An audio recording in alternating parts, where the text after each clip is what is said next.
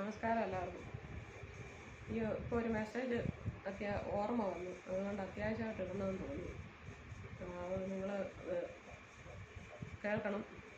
നമ്മുടെ ഇന്നത്തെ തലമുറയിലെ പഠിത്തമുള്ള ആൺകുട്ടികൾ 4-5 വർഷമൊക്കെ ഓരോരോ എൻജിനീയറിംഗ് ഒക്കെ പഠിച്ചിട്ട് നടക്കുന്ന പിള്ളേർ ആദ്യം പെട്ടെന്ന് അവർക്ക് ജോലി കിട്ടും, പിന്നീട് അവർ ജോലിയില്ലാതെ നടക്കുന്നൊരവസ്ഥ കാണുന്നുണ്ട്. അതിൻ്റെ കാരണം എന്താണെന്ന് ഞാൻ നിങ്ങൾക്ക് പറഞ്ഞുതരാം. ഇവർ പഠിത്തം കഴിഞ്ഞ് പെട്ടെന്ന് ജോലിയൊക്കെ ഇങ്ങനെ ചിലർ അവിടെ ക്യാമ്പസ് ഇൻ്റർവ്യൂവിൽ ചിലർക്ക് ജോലി കിട്ടും, ചിലരല്ലാതെ ഇൻ്റർവ്യൂവിനൊക്കെ പോയി പെട്ടെന്ന് ജോലിക്ക് കയറും. അപ്പോൾ കിട്ടുന്ന സമയത്ത് സ്റ്റാർട്ടിങ്ങിൽ ഈ എൻജിനീയർമാരൊക്കെയാണ് കൂടുതലെന്ന് എനിക്ക് തോന്നുന്നു. കമ്പ്യൂട്ടർ എഞ്ചിനീയറും സോഫ്റ്റ്വെയർ എഞ്ചിനീയറും അതുപോലെ മെക്കാനിക്കൽ എഞ്ചിനീയറിംഗ്, ഇങ്ങനെ ഒരുപാട് ടൈപ്പ് ഉണ്ടല്ലോ എഞ്ചിനീയറിംഗ്. അതൊക്കെ 4 വർഷം കുറഞ്ഞ 4 വർഷമൊക്കെ ഉണ്ട് പഠിത്തം. കുറേ ലക്ഷങ്ങളൊക്കെ മുടക്കി വീട്ടുകാർ പഠിപ്പിച്ചിട്ടൊക്കെ ഇറങ്ങുന്നത്. കയറുന്ന സമയത്ത് ഇവർക്ക് നല്ലൊരു ശമ്പളമായിരിക്കും കിട്ടുന്നത്.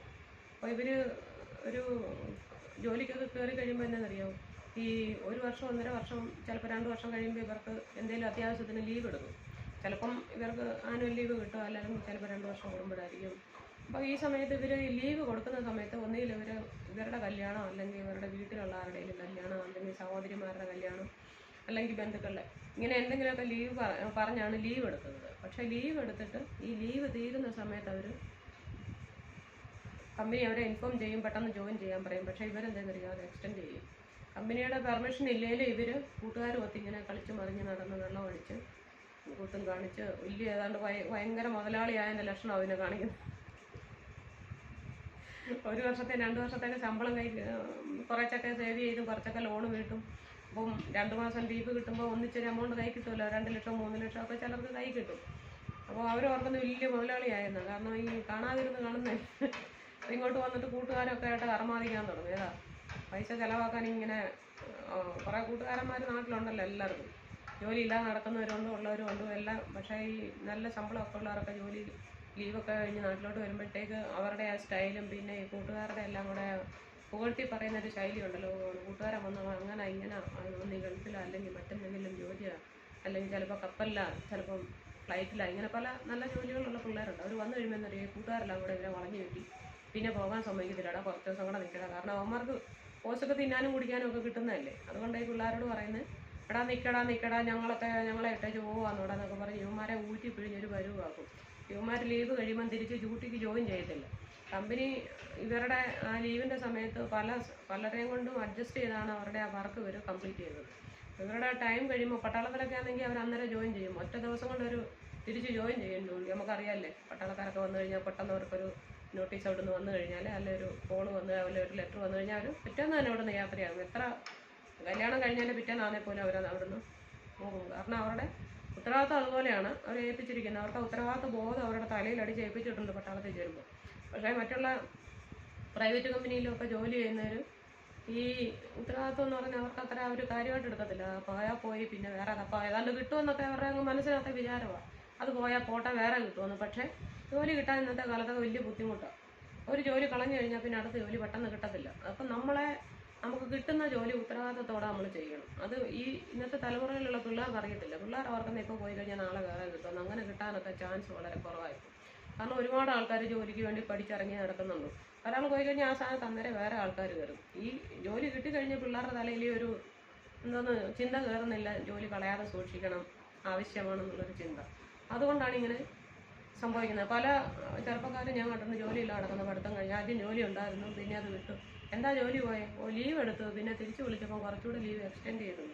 അപ്പോൾ അവർ അവിടെ വേറെ ആളിനെ വെച്ചു. അപ്പോൾ ഇത് ഇന്നത്തെ ചെറുപ്പക്കാർ ആൺപിള്ളേർക്കുള്ളതാണ്. പെൺപിള്ളേർ അങ്ങനെ ജോലിയൊന്നും വിട്ട് നടക്കത്തില്ല. അവർ കിട്ടുന്ന ജോലി ഉത്തരവാദിത്തത്തോടെ ചെയ്യും. അവർക്ക് ഉത്തരവാദിത്വം ഉണ്ട് ജോലിയുടെ കാര്യങ്ങളിൽ. അവർക്ക് ജോലി കളയരുതെന്നും പോയാൽ ബുദ്ധിമുട്ടാണെന്നും ഒക്കെ ഉള്ളൊരു ഉത്തരവാദിത്വം പറയും പെൺപിള്ളേർ തലയിലുണ്ട്. പക്ഷേ ആൺപിള്ളേരുടെ തലയിൽ അങ്ങനത്തെ ഉത്തരവാദിത്വം ഒന്നുമില്ല. ഇന്നത്തെ ചെറുപ്പക്കാരുടെ കാര്യം പറയുന്നത്.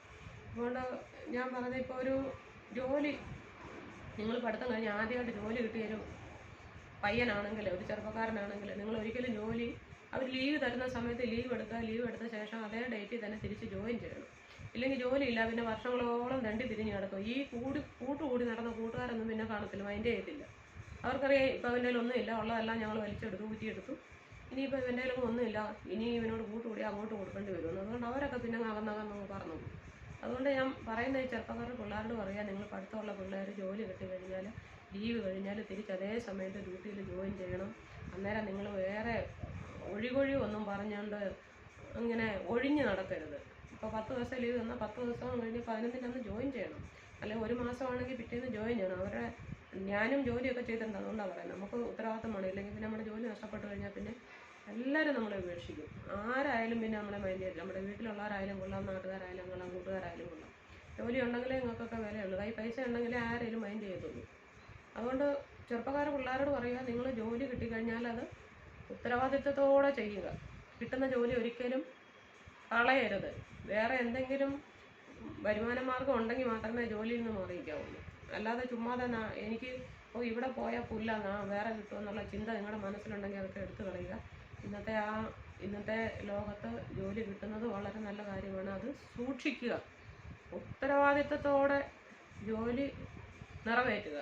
ലീവ് എടുത്തു കഴിഞ്ഞാൽ ഉടനെ തന്നെ തിരിച്ച് ജോയിൻ ചെയ്യണം എന്നത് ഇന്ന് എനിക്കൊരു മെസ്സേജ് ഇന്നത്തെ ചെറുപ്പക്കാരോട് പറയാനുള്ളതാണ്. ഇന്നത്തെ ഒരുപാട് ചെറുപ്പക്കാർ പഠിത്തമുള്ള ഒരു ജോലി നടക്കുന്നുണ്ട്. അവർക്ക് ആദ്യം ജോലി ഉണ്ടായിരുന്നു, പിന്നെ ലീവിന് നാട്ടിൽ വന്നു, പിന്നെ ലീവ് കഴിഞ്ഞപ്പോൾ പോയില്ല, പിന്നെ കൂട്ടുകാരോ തലഞ്ഞ് തിരിഞ്ഞ് അവിടെ ഇവിടെ വെള്ളം അടിച്ചും കൂത്തും കാണിച്ചും വട്ടം കളിച്ച് നടന്നു. പക്ഷേ ഇപ്പോൾ അവർക്ക് ജോലിയില്ല, വരുമാനമില്ല. അപ്പോൾ അങ്ങനെയുള്ള ഗതികേട് ഉണ്ടാകാതിരിക്കാനാണ് പറയുന്നത്, കിട്ടുന്ന ജോലി ഉത്തരവാദിത്തത്തോടെ നിറവേറ്റുക. Okay, thank you.